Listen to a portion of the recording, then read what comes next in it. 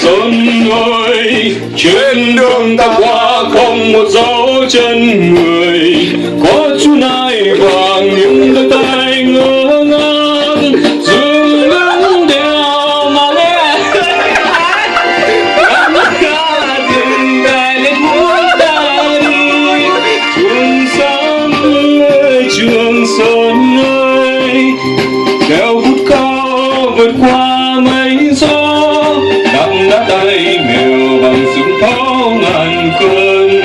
Đi ta đi những trái đang phù đồng, còn gì vui hơn gần ra trời